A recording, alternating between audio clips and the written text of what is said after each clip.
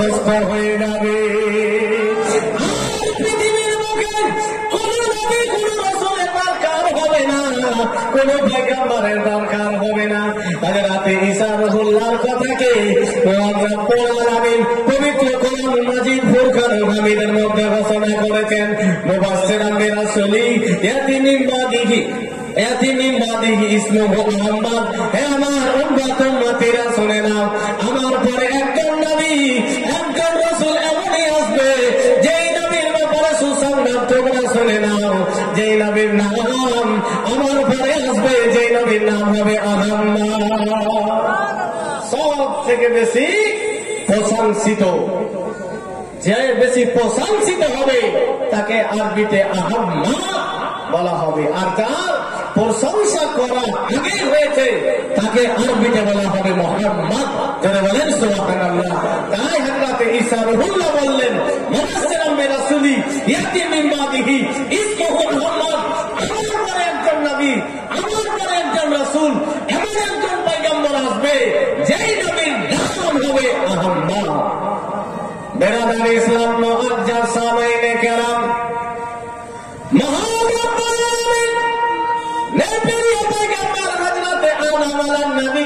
নিজের পুত্র শীস আলাইহিস সালামকে বলছেন, ও আমার ছেলে শীস, তুমি শুনে নাও, একখানা কথা তুমি বলে যাও, সহকারে শুনে নাও।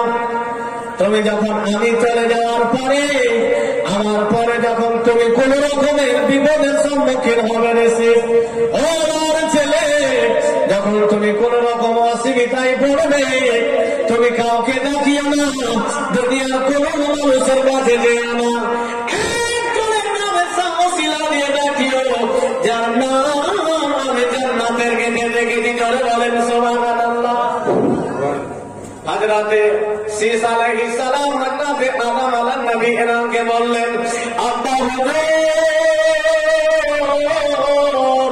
জান্নাতের কার নাম আপনি দেখেছেন?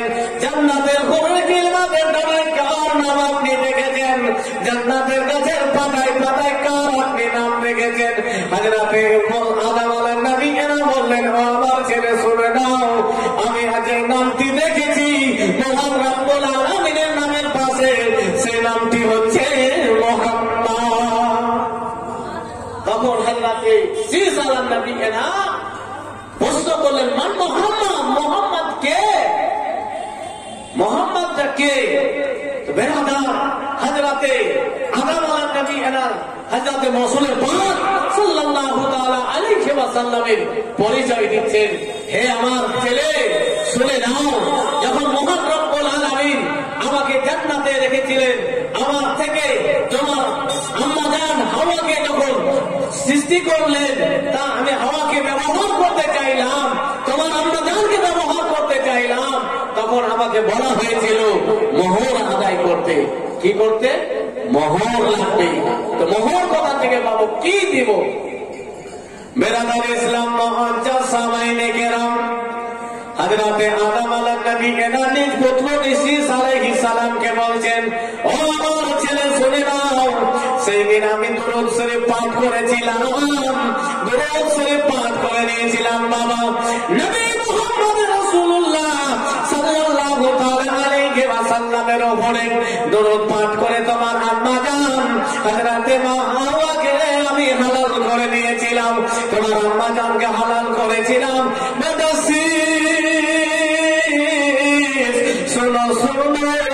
তুমি যখন কোন রকমের বিপদের সম্মুখীন হবে রে বাবা, তুমি কাউকে দুনিয়ার কারোর ওসিলা চাইবে না, কারোর কাছে ছুটে যাবে না, নবী মুহাম্মদের ওসিলা দিয়ে দিবা, দোয়া কবুল হয়ে যাবে। সেই সময় হযরতে আদম আলাইহিস নবী এনা বললেন, বেটা শীস, তুমি তোমার আম্মা জানকে আমি যেই নবীর উপরে দুরূদ পড়ে হালাল করেছিলাম, আজকে যদি আমরা নবীর উপরে দুরূদ না পড়ি বা দুরূদ না পড়াকে অস্বীকার করি, তাহলে আমরা হালালি সন্তান হব না হারামি? কারণ আদম আলাইহিস নবী আমাদের প্রত্যেকেরই পিতা, আমাদের মাকে দুরূদ পড়ে হালাল করেছে, তো হালাল বাপের হালাল সন্তানরা দুরূদ পড়বে। জোরে বলেন সুবহানাল্লাহ। একবার দুরূদ সুবহানাল্লাহ। আল্লাহুম্মা সাল্লি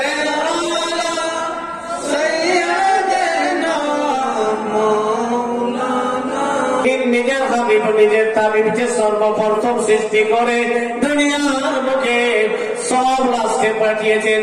যে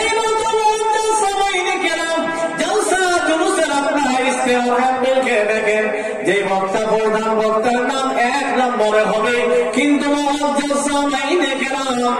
স্টেজের সর্বলাস্টে আসবে। ভাইজান বন্ধ করে আমার উদাহরণস্বরূপ করে রবি নবী মুহাম্মদ রাসূলুল্লাহ সৃষ্টির দিক দিয়ে আগে দুনিয়ার মানে স্টেজের প্রধান বক্তা হিসাবে পড়ে। সেই নবীর মাহফিলে আজকে নবীর প্রেমিকেরা উপস্থিত হয়েছে।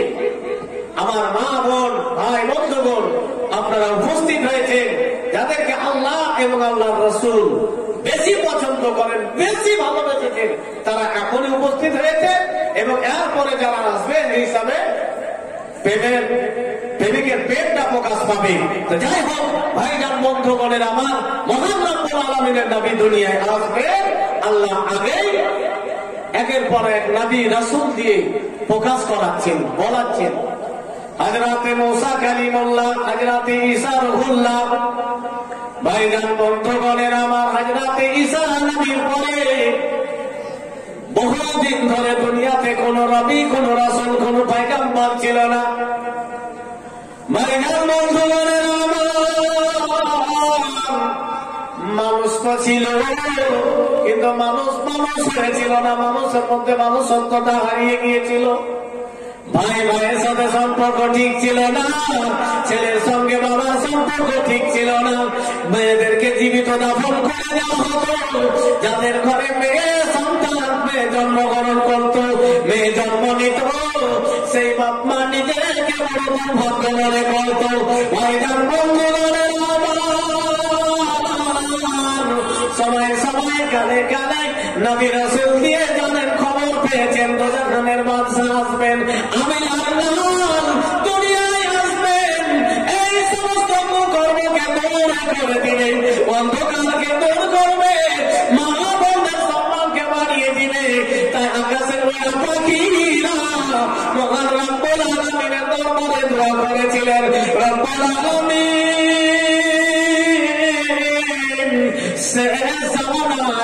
শেষ সময়ে তোমার নবী আসবে, রহমাতাল লিল নবীকে তুমি দুনিয়ায় পাঠাবে আল্লাহ। আর কখন পাঠাবে গো মাবুদ? মা বোনদের সম্মান থাকছে না, ভাই ভাই সম্পর্ক ঠিক নাই, মানুষ মূর্তির পূজাতে লিপ্ত হয়েছে, যে রাত জুয়া সাধারণভাবে হয়ে গিয়েছে, আম হয়ে গিয়েছে। মানুষ অন্যায়কে অন্যায় মনে করে যে রব্বুল আলামিন তোমার রহমাতাল লিল আলামিন নবীকে পাঠিয়ে দাও।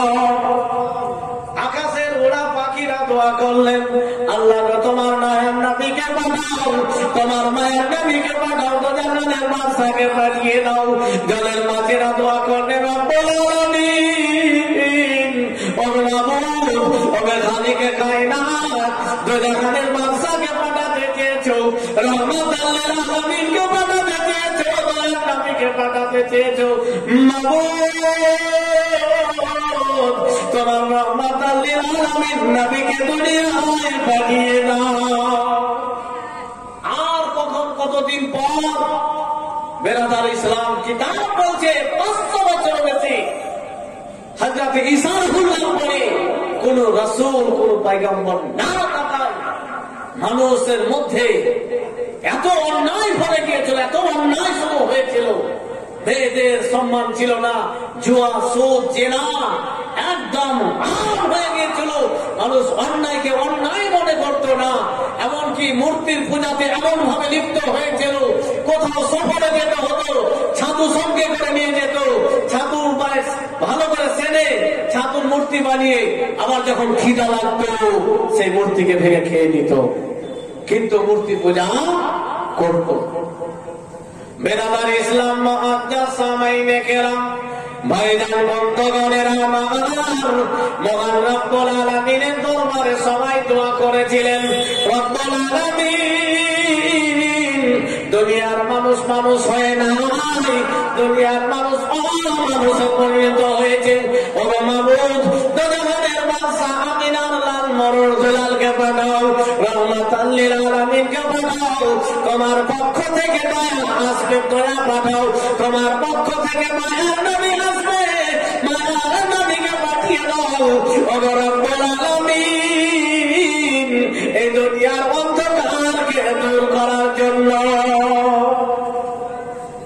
যাই হোক ভাইজান, বন্ধুগণের, আমার লম্বা ঘটনা আছে, আর সময় বেশি নাই, আর বক্তা অনেক আছে। তাই রাসূল পাক সাল্লাল্লাহু তাআলা আলাইহি ওয়াসাল্লাম দুনিয়াতে এসেছেন 12 রবিউল আউয়াল শরীফে সুবহ সাদিকে। বেরাদার ইসলাম, মুআজ্জাজ সামাইনে কেরাম, তো রবিউল আউয়ালের 12 তারিখের চাঁদ একদম পূর্ণ আলো দেয় কিনা, একদম আলো করে কিনা, চাঁদনি থাকে কিনা? তো বেরাদার, রাসূল পাক সাল্লাল্লাহু তাআলা আলাইহি ওয়াসাল্লাম দুনিয়াতে আসবেন। মহান রব্বুল আলামিন বললেন, হে জিবরিল, তুমি সমস্ত ফেরেশতাদের ছুটি ঘোষণা করে দাও। জোরে বলেন সুবহানাল্লাহ। জান্নাতের ফেরেশতাদের ছুটি ঘোষণা করো, জাহান্নামের ফেরেশতাদের ছুটি ঘোষণা করো, যত রকমের ফেরেশতা আছে সব বিপদের ফেরেশতার তুমি ছুটি ঘোষণা করে দাও। আর ফেরেশতারাও, নবী আসবে, নবী দুনিয়াতে আসবে, এই ছুটি পেয়ে গুনগুন করে গাইতেছেন, মারহাবা মারহাবা ইয়া রাসূলুল্লাহ, মারহাবা মারহাবা ইয়া হাবিবাল্লাহ। জোরে বলেন সুবহানাল্লাহ। বেরাদার, রাসূল পাক সাল্লাল্লাহু তাআলা আলাইহি ওয়াসাল্লাম দুনিয়াতে এসেছেন 12 রবিউল আউয়ালের মাসের 12 তারিখের সুবহ সাদিকে। হযরতে আমিনার গর্ভ থেকে দুনিয়ায় আমার আপনার নবী আসবেন। হযরতে আমিনা যেন কষ্ট না পায়, সেই জন্য জান্নাত থেকে 4 জন জান্নাতি রমণীকে হযরতে আমিনার খাদিমা হিসেবে দুনিয়ায় পাঠিয়েছিলেন। জোরে বলেন সুবহানাল্লাহ। বেরাদার ইসলাম, মুআজ্জাজ সামাইনে কেরাম, মহান রব্বুল আলামিন হযরতে জিবরিল আমিনকে বললেন, জিবরিল যাও সমস্ত ফেরেশতাদের ছুটি ঘোষণা করে দাও, সবার ছুটি ঘোষণা করে দাও। সমস্ত ফেরেশতারা গুনগুন করে গাইতেছেন, মারহাবা মারহাবা ইয়া রাসূলুল্লাহ, মারহাবা মারহাবা ইয়া হাবিবাল্লাহ। হযরতে আমিনা জান্নাতি রমণীগণ এসে আমিনাকে যেন খুশি সংবাদ শোনাচ্ছেন, আমিনা তুমি একজন এমনই মা, তোমার মতো মা পৃথিবীর মুখে কেউ হয়নি এবং হবে না। জোরে বলেন সুবহানাল্লাহ। আওয়াজ বোঝা যায় না? না বাংলা বোঝা যায় না? আওয়াজ বোঝা যায় না তো বলছে সুবহানাল্লাহ। বেরাদার, হযরতে আমিনার কাছে জান্নাতি রমণীগণ এসে বলছেন, আমিনা তুমি একজন এমনই মা যে তোমার মতো পৃথিবীতে কেউ হয়নি এবং হবে না।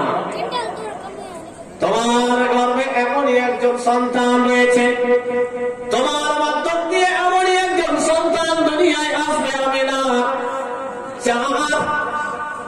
সমস্ত দুনিয়া মহান রব্বুল আলামিনের দুনিয়ার সমস্ত খাজানার মালিক হবে নবী মুহাম্মদ রাসূলুল্লাহ সাল্লাল্লাহু আলাইহি সাল্লাম। আমিনা মা তুমি দুঃখ করো না, চিন্তা করো না রে মা, তোমার সেবার জন্য মহান রব্বুল আলামিনের পক্ষ থেকে আমি পৃথিবীর সমস্ত মানুষের জন্য মা হযরতে হাওয়া তোমার দরবারে উপস্থিত হয়েছি। ভাইজান বন্ধুগণের আমার, এদিকে হযরতে আব্দুল মুত্তালিব খানায় কাবার দিকে রয়েছেন, খানায় কাবার কাছে রয়েছেন।